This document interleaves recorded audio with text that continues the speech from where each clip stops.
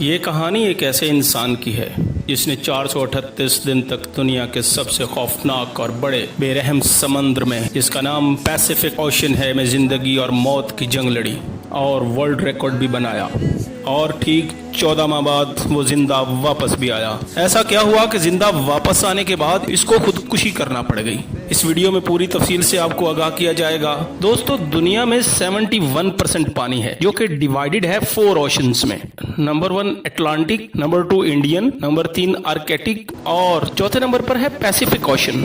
اس دنیا کا سب سے بڑا اوشن پیسیفک اوشن ہے۔ یہ اتنا بڑا ہے کہ زمین کا جتنا خشک حصہ ہے جو کہ 16.5 کروڑ اسکوائر کلومیٹر بنتا ہے، یہ اکیلا اوشن تقریباً 15 کروڑ اسکوائر کلومیٹر کو اپنے اندر سما سکتا ہے۔ پیسیفک اوشن میں جزیرے نہ ہونے کے برابر ہیں، سوائے چند ایک چھوٹے جزائر کے۔ اگر کوئی انسان اس سمندر میں کھو جائے تو اس کا ملنا ناممکن ہے۔ پیسیفک اوشن میں 14 ماہ تک زندہ رہنے والا انسان، جس کا نام جوزے سیلوینڈر الویرنگا تھا، اس کی تقریباً 7 فٹ کی چھوٹی سی ایک کشتی تھی، اس پر لیٹنا بھی تقریباً ناممکن تھا، اور یہ بندہ جوزے 1 سال سے زیادہ اس کشتی میں زندہ بھی رہا اور خوفناک اور بے رحم سمندر کی موجوں کا مقابلہ کر کے ایک ورلڈ ریکارڈ بھی بنایا جو کہ آج تک کوئی انسان نہ کر سکا۔ جوزے 2012 میں ایک 36 سال کا جوان اور ایک ماہر مچھیرا تھا جو میکسیکو کے ایک چھوٹے سے گاؤں میں رہتا تھا۔ نومبر 2012 میں جوزے اپنے ایک ساتھی کے ساتھ شکار پر نکلا، وہ بھی اپنی 7 فٹ کی کشتی پر، جس میں ایک انجن اور ایک چھوٹا سا فریج تھا۔ یہ میکسیکو کے ساحل سے 120 کلومیٹر دور تک نکل کر وہاں جال پھینکتے ہیں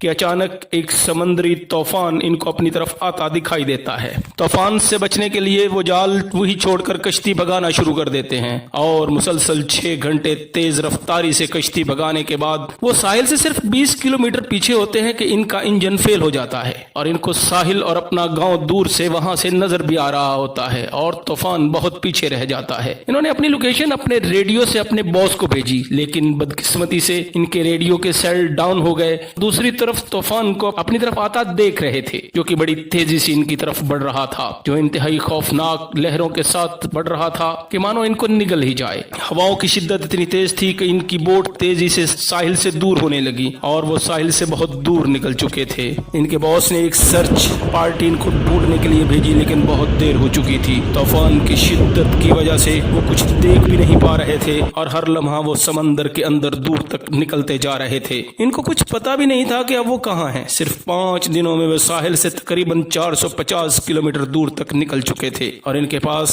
اپنی مدد کو بلانے کے لیے بھی کچھ بھی نہ تھا۔ کھانا ختم ہو چکا تھا، اور دونوں ایک دوسرے کو دیکھ کر سوچ رہے تھے کہ اب موت ہی ہمارا مقدر ہے، اور مچھلیاں پکڑنے کے لیے بھی ان کے پاس کچھ نہ تھا، کیونکہ جال تو وہ پہلے ہی پھینک چکے تھے۔ اچانک ایک پرندہ ان کی بوٹ پر آ کر بیٹھا۔ دونوں نے اس کو پکڑنے کے لیے اس پر حملہ کیا، لیکن وہ پکڑا ہی نہ دیا۔ اس دوران ایک اور پرندہ آ کر بوٹ پر بیٹھتا ہے۔ وہ دونوں پلان کر اس کو پکڑ لیتے ہیں اور بھوک مٹاتے ہیں۔ پھر وہ اسی طرح بھوک مٹانا شروع کر دیتے ہیں۔ سمندر کا پانی پینے سے موت ہو سکتی ہے کیونکہ وہ بہت زیادہ کھارا ہوتا ہے، اس لیے وہ بارش کا پانی بوتلوں میں بھر کر اسے پیتے ہیں، لیکن جب بارش نہیں ہوتی تو وہ مچھلیوں اور ٹرٹل کا خون اپنی پیاس بجھانے کے لیے پیتے ہیں۔ یوں دن اور مہینے گزرتے چلے گئے، اور وہ انتہائی پریشانی کے عالم میں دن گزارنے لگے۔ انتہائی ذہنی ٹارچر کی وجہ سے جوزے کا ساتھی سوسائڈ کر لیتا ہے۔ اب جوزے اکیلا اور بے رحم سمندر تھا، لیکن اس کے بچنے کی کوئی امید نہ تھی۔ پھر وہ دلیری سے مشکل ترین زندگی گزارنے لگا۔ اب جوزے پیسیفک اوشن کے اس حصے میں تھا جو کہ اس سمندر کا خاموش ترین مقام تھا، کیونکہ یہاں سے صرف کارگو شپ ہی گزرتے تھے۔ اپنے ساتھی کے بچھڑ جانے کے بعد، اکیلا رہ جانے کے بعد وہ اور زیادہ فرسٹریٹ تھا۔ ایک دن جوزے کو کارگو شپ نظر آتی ہے۔ وہ پہلا شپ تھا جو اسے 6 ماہ بعد نظر آیا تھا۔ یہ منظر دیکھ کر اس کی زندگی میں ایک امید کی کرن جاگ گئی۔ جوزے نے ہر ممکن کوشش کی اس کو سگنل پہنچائے، مگر بے سود رہا، کیونکہ سگنل پہنچانے کا اس کے پاس کوئی انتظام بھی نہ تھا، اور وہ شپ دیکھتے ہی اس کی نظروں سے دور ہوتا گیا، اور دوبارہ وہ اپنی زندگی سے مایوس ہو گیا۔ جوزے کو اس بوٹ پر بغیر کسی انسان کو دیکھے 11 ماہ گزر چکے تھے، اور وہ 8000 کلومیٹر سفر کر چکا تھا۔ اس کے کپڑے تک پھٹ چکے تھے۔ آخرکار 30 جون 2014 کو جوزے کا خوش قسمت دن آ گیا، جب اس نے اپنے ارد گرد ناریل تیرتے ہوئے نظر آئے۔ وہ سمجھ گیا کہ پاس کوئی آئی لینڈ ہے، اور وہ تھوڑی دیر بعد اس کو آئی لینڈ نظر بھی آ گیا، لیکن اس کو ڈر تھا کہ یہ आइलैंड भी कहीं इससे मिस न हो जाए। जंप करके तैर कर इस आइलैंड में आ गया और पिछले 14 माह में वो पहली बार जमीन पर उतर रहा था। जब वो आइलैंड पर पहुंचा तो मंजर देखकर ज़ारो कतार रोने लगा।